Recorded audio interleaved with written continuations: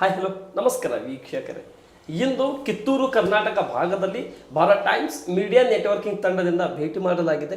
ಭೇಟಿ ಮಾಡಿರ್ತಕ್ಕಂಥ ವಿಶೇಷತೆ, ಭೇಟಿ ಮಾಡಿರ್ತಕ್ಕಂಥ ಮೂಲ ಅಜೆಂಡಾ, ಮುಂಬರ್ತಾ ಇರುವಂಥ ತಾಲೂಕು ಪಂಚಾಯತಿ, ಜಿಲ್ಲಾ ಪಂಚಾಯತಿ, ಗ್ರಾಮ ಪಂಚಾಯತಿ ಚುನಾವಣೆ ವಿಷಯಗಳ ಬಗ್ಗೆ ಮತ್ತು ಸಿಟಿ ಭಾಗದಲ್ಲಿ ಬರ್ತಾ ಇರುವಂಥ ಪಟ್ಟಣ ಪಂಚಾಯತಿ, ಪುರಸಭೆ, ನಗರಸಭೆ, ಮಹಾನಗರ ಪಾಲಿಕೆ ಮತ್ತು ಬೆಂಗಳೂರು ಗ್ರೇಟರ್ ಬೆಂಗಳೂರು ಚುನಾವಣೆ ವಿಷಯಗಳ ಬಗ್ಗೆ ಮತ್ತು ಗ್ರಾಮೀಣ ಭಾಗದಲ್ಲಿ ಬರ್ತಾ ಇರುವಂಥ ಜಿಪಿ, ಟಿಪಿ, ಜಡ್ಪಿ ಚುನಾವಣೆ ವಿಷಯಗಳ ಬಗ್ಗೆ ಭಾರತ್ ಟೈಮ್ಸ್ ಮೀಡಿಯಾ ನೆಟ್ವರ್ಕಿಂಗ್ ತಂಡದಿಂದ ಗ್ರೌಂಡ್ ವರ್ಕ್ ಅನ್ನು ಕೂಡ ನಡೀತಾ ಇದೆ.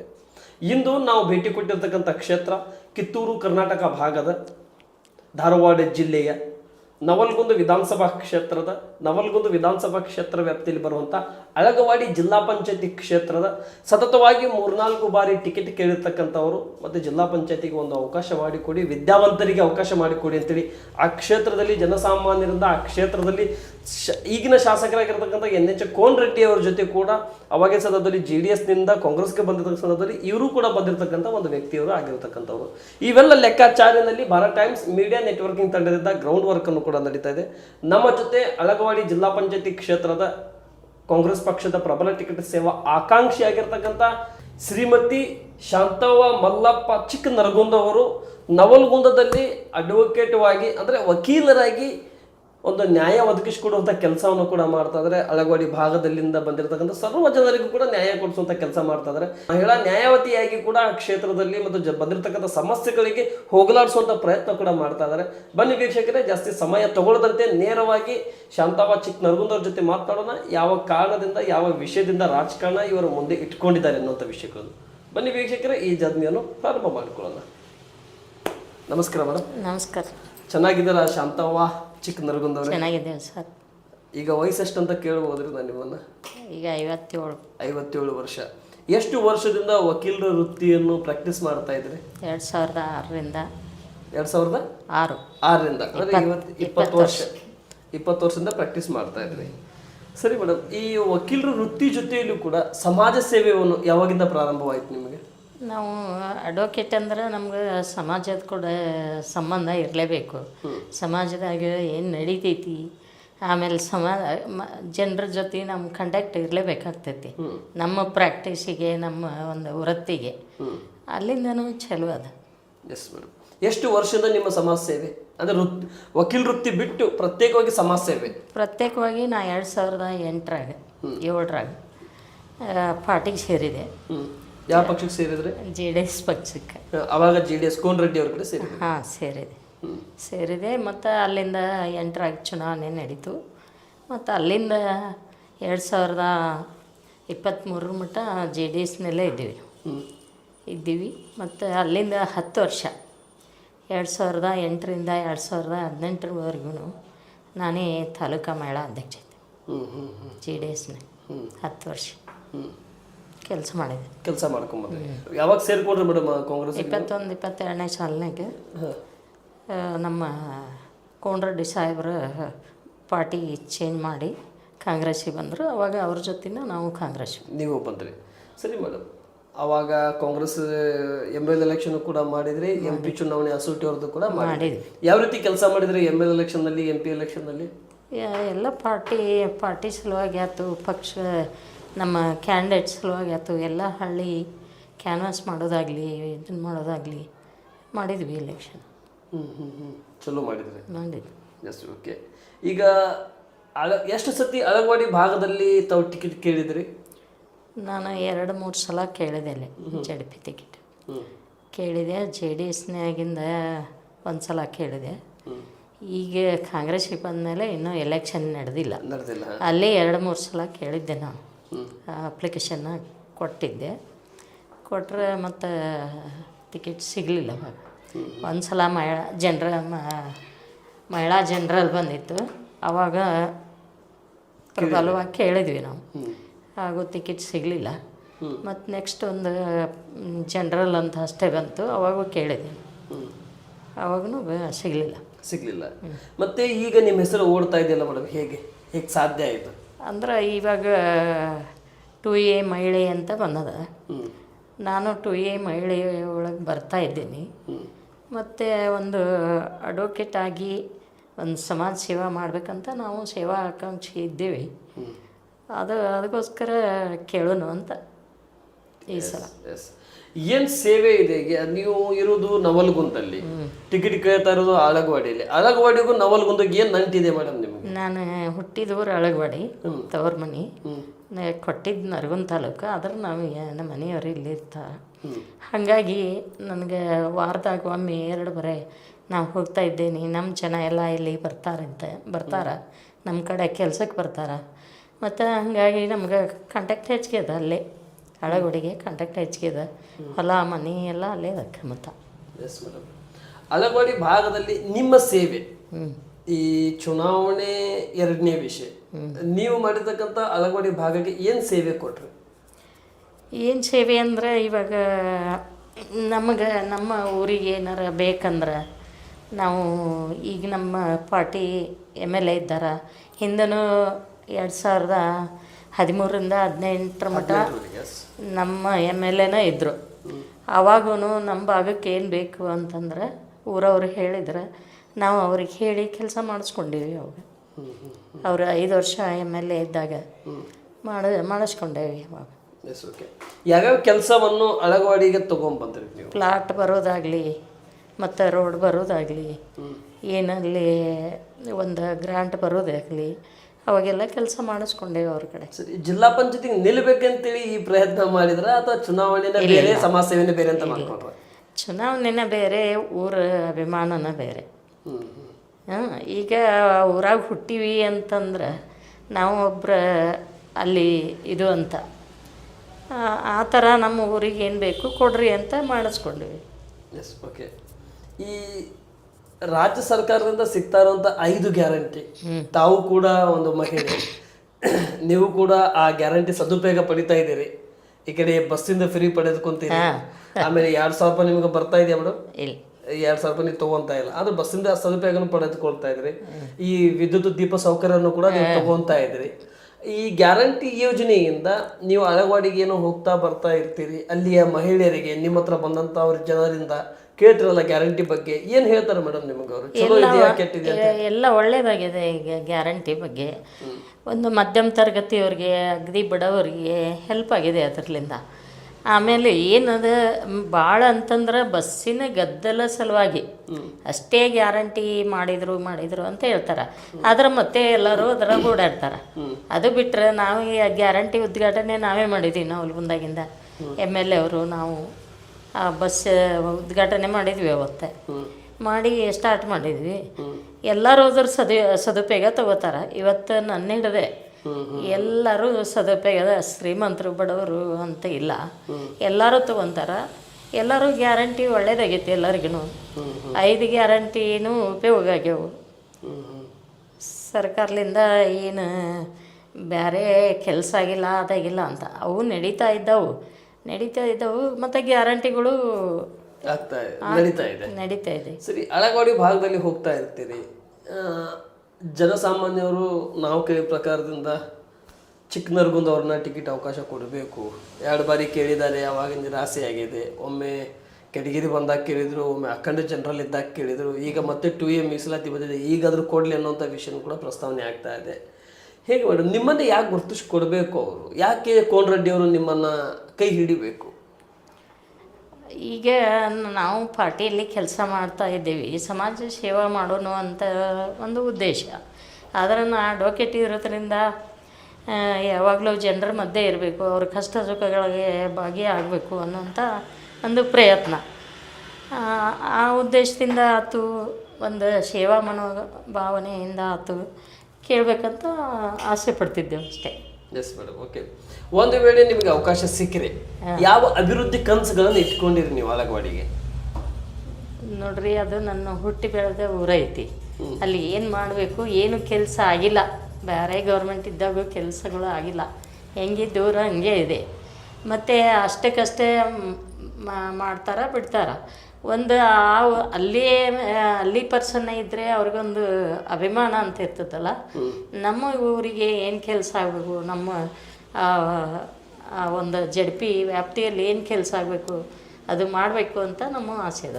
ಸರಿ ಮೇಡಮ್, ಈಗ ನೀವು ಭೇಟಿ ಕೊಟ್ಟಿರ್ತೀರಿ ಅಳಗವಾಡಿಗೆ. ಭೇಟಿ ಕೊಟ್ಟಾಗ ನಿಮಗೆ ನೋಡಿದ ತಕ್ಷಣ ರಸ್ತೆ ಸಮಸ್ಯೆ ಕಂಡಿರ್ತೈತಿ, ಬಡವರಿಗೆ ಕುಡಿಯುವ ನೀರಿನ, ಬಡವರಿಗೆ ಆಶ್ರಯ ಮನೆ ವ್ಯವಸ್ಥೆ, ಮತ್ತೆ ಮಹಿಳೆಯರಿಗೆ ಕಷ್ಟ ನೀರು ತುಂಬಬೇಕನ್ನೋದು.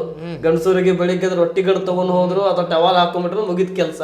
ಆ ಮಹಿಳೆಗೆ ಇರುವಂತ ತೊಂದರೆ, ಇಂಥ ತೊಂದರೆಗಳನ್ನ ನೋಡಿದಾಗ ಏನ್ ಅನ್ಸುತ್ತೆ ನಿಮಗೆ ಮಹಿಳೆಯರ ಬಗ್ಗೆ? ಒಂದು ನೀರಿಂದ ಒಂದು ನಳದ್ದು ಇದು ಇದ್ದಾಗ, ಒಂದು ಏನಾರ ಸಮಸ್ಯೆ, ನೀರಿನ ಸಮಸ್ಯೆ ಇದ್ದಾಗ ಅದನ್ನೆಲ್ಲ ಸಾಲ್ವ್ ಮಾಡ್ಬೇಕು ಅನ್ನಿಸ್ತೈತಿ. ಆದ್ರೆ ಅಲ್ಲಿ ಏನು ಮೆಂಬರ್ ಇರ್ತಾರಲ್ಲ, ಪಂಚಾಯತಿ ಮೆಂಬರ್, ಅವರಿಗೆ ಸಂಬಂಧಪಟ್ಟಿರ್ತೈತಿ. ಆದ್ರೆ ಬರ್ರಿ ನೀವು ಸಾಹೇಬ್ರಂತ ಹೇಳ್ರಿ, ನಾವು ಬರ್ತೀವಿ, ಅದು ಏನು ಬೇಕು ಬಗೆಹರಿಸೋಣ ಅಂತ ನಾ ಎಲ್ಲ ಅವಾಗ ಮೆಂಬರ್ ಕರೆಸಿ ಹೇಳ್ತಿರ್ತೀನಿ, ಫೋನ್ ಮಾಡಿ ಹೇಳ್ತಿರ್ತೀನಿ. ಸರಿ, ಯಾಕೆ ಅವಕಾಶ ಕೊಡ್ಬೇಕು ನಿಮ್ಮನ್ನ? ಈಗ ಅಲ್ಲಿ ಏನು ಆ ಭಾಗದಾಗ ಹಳ್ಳಿ ಇದ್ರಾಗ ಸಮಸ್ಯೆ ಅದಾವು, ಇಂಥ ಸಮಸ್ಯೆ ಅದಾವು, ಪರಿಹಾರ ಮಾಡಬೇಕು, ಅವನ್ನ ನಾವು ಅವ್ರಿಗೆ ಅನುಕೂಲ ಮಾಡಿಕೊಡ್ಬೇಕು ಅನ್ನೋ ಉದ್ದೇಶದಿಂದ ನಾವು ಕೇಳ್ತಾ ಇದ್ದೇವೆ ಟಿಕೆಟ್.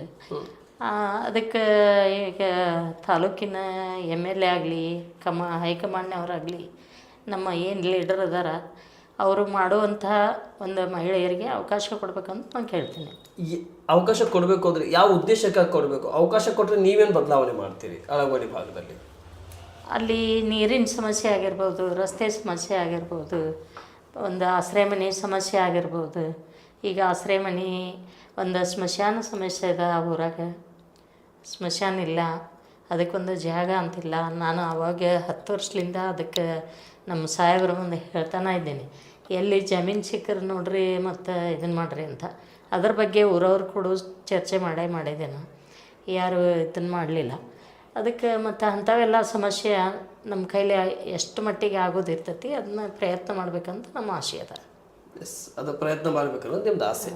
S, okay. ಒಂದು ವಕೀಲರಾಗಿ ತಾವು ವಕೀಲರ ವೃತ್ತಿಯಿಂದ ಕೆಲಸ ಮಾಡ್ತಿರ್ತೀವಿ. ಎಷ್ಟು ಜನರಿಗೆ ನ್ಯಾಯ ಕೊಡಿಸ್ಬೇಕಾದ್ರೆ ನಿಮ್ಗೆ ಅನ್ನಿಸ್ಲಿಲ್ಲ ಇಂಥ ಕೇಸ್ನು ಬರ್ತಿದ್ದು, ಯಾಕೆ ನಾವು ಒಂದು ರಾಜಕಾರಣ ಬದ್ದಲ್ಲಿ ಬಂದರೆ ಸುಧಾರಣೆ ಮಾಡ್ಬೋದಂತ ಅನಿಸುತ್ತಾ ನಿಮ್ಗೆ ಯಾವತ್ತಾದರೂ? ಇಲ್ಲ, ನಾವು ಕೇಸ್ ಬಂದಾಗ ಅಲ್ಲಿ ಮಾಡ್ತೀವಿ. ಆ ಜನ ನಮ್ಮ ಮುಂದೆ ಹಲವಾರು ಸಮಸ್ಯೆ ತಮ್ಮದು ಏನಿರ್ತೈತಿ, ಮನೆ ಸಮಸ್ಯೆ ಇರ್ಬೋದು, ಊರ ಸಮಸ್ಯೆ ಇರ್ಬೋದು, ಒಂದು ಸಮಾಜದ ಸಮಸ್ಯೆ ಇರ್ಬೋದು, ಅದನ್ನೆಲ್ಲ ಬಂದು ನಮ್ಗೆ ಹೇಳ್ತಾರೆ. ಅದರ ಎಕ್ಸ್ಪೀರಿಯನ್ಸ್ ಇರ್ತದೆ ನಮ್ಗೆ. ಸೊಸೈಟಿ ಒಳಗೆ ಏನು ನಡೀತೈತಿ ಅಂತ ಎಲ್ಲ ಅಡ್ವೊಕೇಟ್ಗೂ ಒಂದು ಎಕ್ಸ್ಪೀರಿಯನ್ಸ್ ಇರ್ತೈತಿ. ನಾವೀಗ ನಾವು ಓದಿ ಬಂದ ಅಭ್ಯಾಸದೊಳಗೂ ನಮ್ಗೆ ಸೋಷಿಯಲ್ ಜೊತೆ ಹೆಂಗೆ ಸೊಸೈಟಿ ಜೊತೆ ಇರಬೇಕು ಅಂತ ಇರ್ತೈತಿ. ಆ ಒಂದು ಉದ್ದೇಶ ಇಟ್ಕೊಂಡು ನಮ್ಗೆ ಅವಕಾಶ ಮಾಡಿಕೊಟ್ರೆ ಹೆಚ್ಚಿನ ಅನುಕೂಲ ಸಮಾಜಕ್ಕೂ ಆಗ್ತೈತಿ, ಸೊಸೈಟಿಗೂ ಆಗ್ತೈತಿ ಅನ್ನುವಂಥ ಭಾವನೆ ಇಟ್ಕೊಂಡು. ಸರಿ, ಅಳಗವಾಡಿಯಲ್ಲಿ ನಾವು ಕೇಳಿದ ಪ್ರಕಾರ ಶಾಂತವ್ವ ಚಿಕ್ಕನರ್ಗುಂದ್ ಅವ್ರನ್ನ ಕೊಟ್ಟರೆ ನಾವು ಕೆಲಸ ಕೇಳೋದೇ ಅವ್ರಿಗೆ ಅವಶ್ಯಕತೆಗಿಲ್ಲ, ಆ ರೀತಿ ಕೆಲಸ ಮಾಡ್ತಾರೆ ಅವರು, ನಮಗೆ ನಂಬಿಕೆ ಇದೆ ಅಂತಾರೆ. ಯಾಕೆ ಇಷ್ಟು ನಂಬಿಕೆ ನಿಮ್ಮ ಮೇಲೆ? ಹೇಗೆ ಸಾಧ್ಯ ಈ ನಂಬಿಕೆ? ಹೆಂಗೆ ಉಳಿಸ್ಕೊಂಡು ಬಂದ್ರಿ? ಈಗ ಇನ್ನೊಂದು ಉದ್ದೇಶ ಏನು ಅಂತಂದ್ರೆ, ಪಕ್ಷದೊಳಗೆ ಎಲ್ಲ ಲೀಡರು ಒಂದು ವಿಚಾರ ಮಾಡಬೇಕು, ಹೈಕಮಾಂಡ್ನವರು ಒಂದು ವಿಚಾರ ಮಾಡಬೇಕು. ಒಬ್ಬರು ಮಹಿಳಾ ಸ್ವತಂತ್ರವಾಗಿ ಕೆಲಸ ಮಾಡಬೇಕನ್ನುವಂಥ ಉದ್ದೇಶ ನಂದು.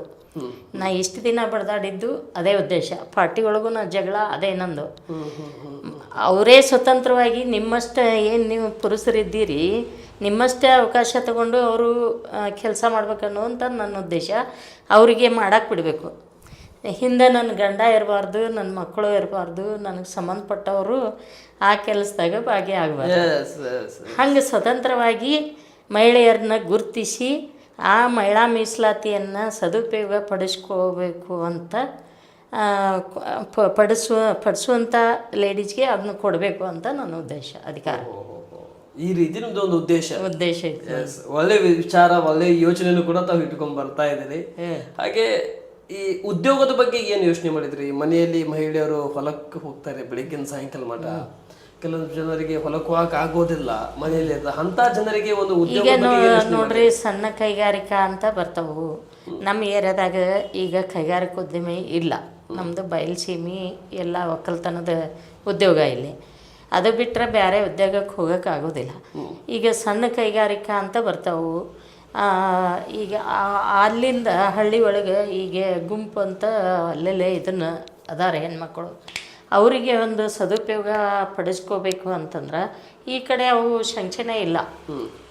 ಕೆಲವೊಂದು ಕಡೆ ಮನೇಲಿ ಕುಂತು ಕೆಲಸ ಮಾಡುವಂಥ ಸರ್ಕಾರದಿಂದ ಬರುವಂಥ ಸೌಲಭ್ಯಗಳು ಎಲ್ಲ ಹೋಗಿ ಮುಟ್ತಾ ಇದ್ದಾವೆ. ಈ ಕಡೆ ಆ ಜನರು ಅದ್ರ ಕಡೆ ಲಕ್ಷ್ಯ ಇಲ್ಲ, ಮತ್ತು ಆಸಕ್ತಿ ಇಲ್ಲ ಅಂದಾಗ ಶಂಕ್ಷನಿಗೆ ಬರೋದಿಲ್ಲ. ಆ ಆಸಕ್ತಿ ಹುಟ್ಟುವಂಗೆ ನಾವು ಒಂದು ಏನು ಮಾಡಬೇಕಂತ ಇಟ್ಕೊಂಡೀವಿ ಅದನ್ನು ಮಾಡಬೇಕು ಅಂತ ನನ್ನ ಉದ್ದೇಶ. ಸರಿ, ಓಕೆ. ಈ ಕಳಸಾ ಬಂಡೂರಿ ಯೋಜನೆ ಬಗ್ಗೆ ನಿಮ್ಮ ಯೋಚನೆ ಅದನ್ನು ಹೋರಾಟ ಮಾಡಿ ಹೇಗೆ ಅದನ್ನು ಕೂಡ ನಾನು ಕೇಳಿದ್ದೇನೆ. ವಕೀಲರಾಗಿದ್ದಾರೆ ಇವರು ಮಾಡಿದ್ದೀವಿ. ಹೇಗೆ ಹೇಗೆ ಮೇಡಮ್ ಅದು ಕಳಸಾ ಬಂಡೂರಿ ನೋಡ್ರಿ, ನಮ್ಗೆ ಕುಡಿಯೋ ನೀರು ಇಷ್ಟು TMC ಕೊಡಬೇಕು ಅಂತ ಇದು ಐತಿ. ನಮಗೆ ನೀರು ಹಾಸ್ಲಿಕ್ಕೆ ಅಲ್ಲ, ಕುಡಿಯೋ ನೀರನ್ನ ಬಂದು ನಮ್ಗೆ ಮುಟ್ತಾ ಇಲ್ಲ. ನಮ್ಮ ಸಾಹೇಬ್ರಾತು ನಾವಾತು ಅದನ್ನು ಮಾಡ್ಕೊತ ಬಂದೀವಿ. ಇದರ ಜೊತೆ ಕಳಸಾ ಬಂಡೂರಿ ಹೋರಾಟ ನಾವು ಪ್ರತಿನಿತ್ಯ ಅದನ್ನು ಎಷ್ಟು 2014 ಸ್ಟಾರ್ಟ್ ಆಗಿತ್ತದು, 14-15ರಿಂದ. ಅಲ್ಲಿಂದ ಎಲ್ಲರೂ ಮಾಡೇವಿ. ನಾವು ವಕೀಲರ ಸಂಘದಿಂದ ಮಾಡೇವಿ, ನಮ್ಮ ಪಾರ್ಟಿಯಿಂದ ಮಾಡೇವಿ, ನಮ್ಮ ಸಾಹೇಬ್ರ ಜೊತೆ ಮಾಡೇವಿ, ನಮ್ಮ ಊರ ರೈತರ ಜೊತೆನೂ ಮಾಡೇವಿ. ನಾನು ಒಬ್ಬ ರೈತನ ಮಗಳಾಗಿ ನಮಗೆ ನೀರು ಬರಬೇಕು ಅನ್ನುವಂಥ ಪ್ರಬಲವಾದ ಉದ್ದೇಶ ನಮ್ಮದು. ಒಂದು ವೇಳೆ ಜಿಲ್ಲಾ ಪಂಚಾಯತಿಗೆ ಆಯ್ಕೆ ಆದರೆ, ರಿಫಾರ್ಮ್ ಸಿಕ್ಕು ತಾವೇ ಆಯ್ಕೆ ಆದರೆ ಅಕ್ಷರದಿಂದ ಮನೆ ಮಗಳನ್ನ ಈ ಬಾರಿ ನಾವು ಅವಕಾಶ ಮಾಡಿಕೊಡ್ತೀವಿ ಅನ್ನೋದ್ರ ರೂಪದಲ್ಲಿ ಅಳಗವಾಡಿಯಿಂದ ಅವಕಾಶ ಮಾಡಿಕೊಟ್ರೆ, ತಾವು ಈ ಕಳಸಾ ಬಂಡೂರಿ ಯೋಜನೆ ಬಗ್ಗೆ ಯಾವ ರೀತಿ ಫೈಟ್ ಮಾಡ್ತೀರಿ, ಯಾವ ರೀತಿ ಪ್ರಯತ್ನ ಪಡ್ತೀರಿ? ಆ ಥರ ಜನ ನನ್ನ ಮ್ಯಾಗ ವಿಶ್ವಾಸ ಇಟ್ಟು ಅವರು ಮಾಡಿಕೊಟ್ರೆ ಅವ್ರ ಋಣ ತೀರಿಸ್ಬೇಕು ಅಂತಂದ್ರೆ ನಾನು ಫೈಟ್ ಮಾಡಲೇಬೇಕು. ಅದು ಬರೋ ತನಕ ನಮ್ಮ ಸಾಹೇಬ್ರೆ ಹೇಳಿದರು, ಎಲೆಕ್ಷನ್ ಮುಗಿದ್ಮೇಲೆ ನೀರು ಕುಡ್ದೇ ಸಾಯಿದ ನಾವು ಅಂತ. ಅಲ್ಲಿ ಮಟನೂ ಹೋರಾಟ ಮಾಡ್ತೀವಿ ನಾವು ಅಂತ. ಈಗ ಅಲ್ಲಿ ಮಟ ಹೋರಾಟ ಮಾಡಿ ಇವಾಗ ಏನಾಗೈತಿ, ಅದು ಎನಿಮಲ್ ಕಾರಿಡಾರ್ಗೆ ಅಂತ ಟ್ರಿಬ್ಯುನಲ್ನಾಗ ಹಿಡ್ಕೊಂಡು ಕುಂತತಿ. ಎಷ್ಟು ಟ್ರಿಬ್ಯುನಲ್ ಇದು ಅಭ್ಯಾಸ ಮಾಡೀವಿ ನಾವು, ಎಷ್ಟು ಇದನ್ನು ಮಾಡೇವಿ, ಅದರ ಬಗ್ಗೆ ಹೋರಾಟ ಮಾಡೇವಿ. ಈಗೆಲ್ಲ ರೈತರು ಕಂಟಿನ್ಯೂ ಮಾಡಿದ್ದಾರೆ ಅದನ್ನು ಹೋರಾಟ. ಅದು ಎಷ್ಟರ ಮಟ್ಟಿಗೆ ನಮ್ಗೆ ಸಾಧ್ಯ ಐತಿ ಅಷ್ಟು ಮಾಡೋದೇನೆ. ಈಗ ಅಳಗವಾಡಿ ಕಾನ್ಸ್ಟಿಟ್ಯೂನ್ಸಿಯಿಂದ ನಾನು ಮಗಳಿದ್ದೀನಿ, ನನ್ನ ಮೇಲೆ ಎಷ್ಟು ನೀವು ಪ್ರೀತಿ ವಿಶ್ವಾಸ ಎಷ್ಟು ಬೆಳೆಸಿರಿ, ಅಷ್ಟೇ ಒಂದು ಅಧಿಕಾರ ಮಾಡಿಕೊಡ್ರಿ, ನಾನು ಅದರದ್ದು ಏನು ಮಾಡಬೇಕು ಅನ್ನುವಂಥದ್ದನ್ನು ವಿಚಾರ ಮಾಡ್ತೀನಿ ಅಂತ ಹೇಳ್ತೀನಿ. ಅವರು ಮಾಡಿಕೊಟ್ರು ಅಂತಂದರೆ, ಈಗ ಅಧಿಕಾರ ಇದ್ದವರು ಮಾಡೋದು ಬೇರೆ, ಅಧಿಕಾರ ಇಲ್ಲದನ್ನ ನಾವು ಹೋರಾಟ ಮಾಡೇವಿ ಇಲ್ಲಿ ಮಠ. ನಾನು ಪಾರ್ಟಿಗೆ ಸೇರಿ 10-15 ವರ್ಷ ಮೇಲೆ ಆಯ್ತು. ಅಲ್ಲಿಂದ ನಾವು JDS ಇರಲಿ ಇನ್ನೊಂದೇ ಇರಲಿ, ರೈತರ ವಿಷಯ ಅಂತ ಬಂದಾಗ ನಾವು ಎಲ್ಲದಕ್ಕೂ ಹೋರಾಟ ಮಾಡೇವಿ. ಆ ಹೋರಾಟ ಮಾಡ್ಕೊತ ಬಂದೇವಿ. ಈಗ ಅಧಿಕಾರ ಬಂದು ನಾವು ಬಾಕಿ JDP ಮೆಂಬರ್ ಆದಾಗ JDP ಒಳಗೂ ಹೋರಾಟ ಮಾಡ್ತೀವಿ, ಹೊರಗೂ ಮಾಡ್ತೀವಿ. ಇದು ನಿಮ್ಮ ಗುರಿ.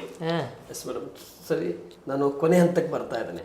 ಅಳಗವಾಡಿಯಲ್ಲಿ ಯುವಕರಾಯಿತು, ಯುವತಿಯರಾಯಿತು, ಮಹಿಳೆಯರಾಯಿತು, ಪುರುಷರಾಯಿತು, ಮತ್ತು ಅಜ್ಜಿಯವರು ಕೂಡ ಆಯಿತು, ನಿಮ್ಮ ಮೇಲೆ ಇಷ್ಟು ಪ್ರೀತಿ ಇಟ್ಕೊಂಡಿದ್ದಾರೆ. ಆ ಪ್ರೀತಿಗೆ ತಾವು ಯಾವ ರೀತಿ ಋಣಿಯಾಗಿರ್ತೀರಿ?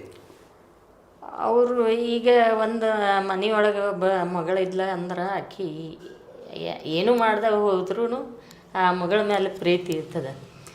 ನಮ್ಮ ತಂದೆ ತಾಯಿ ನಮ್ಮ ಮನೆಯೊಳಗೆ ಯಾರೂ ರಾಜಕಾರಣಕ್ಕೆ ಬಂದಿಲ್ಲ. ಅದಕ್ಕೆ ನಿಮ್ಮ ಮನೆಯೊಳಗೆ ಯಾರೂ ರಾಜಕಾರಣಕ್ಕೆ ಬಂದಿಲ್ಲ, ನೀವು ಬಂದೀರಿ ಇವಾಗ ಅಂತಂದ್ರೆ ನಮ್ಮ ಮಗಳಿದ್ದಂಗೆ ನಾವು ಮಾಡ್ತೀವಿ, ನೀವು ಪಕ್ಷದಿಂದ ಟಿಕೆಟ್ ತರುವಂಥ ವ್ಯವಸ್ಥೆ ಮಾಡಬೇಕು ಅಂತ ನನಗೆ ಅವಾಗೂ ಹೇಳಿದರು. ಈಗೂ ಮತ್ತು ಅವರು ವಿಶ್ವಾಸ ನಮ್ಮ ಮೇಲೆ ಐತಿ ಅಂತಂದ್ರೆ ನನ್ನ ಕೈಗೆ ಎಷ್ಟು ಪ್ರಯತ್ನ ಮಾಡಬೇಕು ಅಷ್ಟು ಪ್ರಯತ್ನ ನಾನು ಮಾಡ್ತೀನಿ. ಸರಿ ಮೇಡಮ್, ಥ್ಯಾಂಕ್ ಯು. ನಾನು ಸಮಯದ ವಿಚಾರ ಮಾಡ್ತಾ ಕೊನೆ ಹಂತಕ್ಕೆ ಬರ್ತಾ ಇದ್ದೇನೆ. ಶಾಸಕರಿಗೆ ಮತ್ತು ಹೈಕಮಾಂಡಿಗೆ ಮತ್ತು ಕ್ಷೇತ್ರ ಜನತೆಗೆ ಏನು ಹೇಳಿಕ್ಕೆ ಇಷ್ಟಪಡ್ತೀರಾ ಮೇಡಮ್? ಮೊದಲಿಗೆ ಕ್ಷೇತ್ರ ಜನತೆಗೆ ಏನು ಹೇಳಿಕ್ಕೆ ಇಷ್ಟಪಡ್ತೀರಿ? ನನ್ನ ಅಳಗವಾಡಿ ಜಿಲ್ಲಾ ಪಂಚಾಯತಿ ಕ್ಷೇತ್ರದ ಜನತೆಯಲ್ಲಿ ಕೇಳ್ಕೊಳ್ಳೋದೇನಂತಂದ್ರೆ, ಈಗ ಹೆಂಗೆ ನನ್ನ ಮೇಲೆ ನೀವು ಮಾಡಿರಿ ಅಂತ ಹೆಂಗೆ ಪ್ರೀತಿ ವಿಶ್ವಾಸ ಎಷ್ಟು ದಿನ ನನಗೆ ಹೇಳಿದ್ರಿ, ಅದೇ ಥರ ನೀವು ನನ್ನ ಮೇಲೆ ಪ್ರೀತಿ ವಿಶ್ವಾಸ ಇಟ್ಟಿದ್ದಾದ್ರೆ ನಾನು ಶಾಸಕರಿಗೆ ಮತ್ತು ಹೈಕಮಾಂಡ್ನವರಿಗೆ ನನಗೆ ಟಿಕೆಟ್ ಕೊಡಲೇಬೇಕು ಅಂತ ವಿಶ್ವಾಸ ವ್ಯಕ್ತಪಡಿಸ್ತೀನಿ. ಸರಿ. ಈಗ 2 ಬಾರಿ ನಾನು ಅವಕಾಶ ಕೇಳಿದ್ದೆ, ಆಗಿಲ್ಲ. ಮತ್ತು ಈಗ 3ನೇ ಬಾರಿನೂ ಒಂದು ಲೇಡೀಸ್ 2A ಮೀಸಲಾತಿ ಮಹಿಳಾ ಮೀಸಲಾತಿ ಬಂದಾಗ ಅದು ಮಹಿಳೆಯರಿಗೆ ಹೋಗಿ ಮುಟ್ಬೇಕು ಅನ್ನೋ ಉದ್ದೇಶ ನಂದು.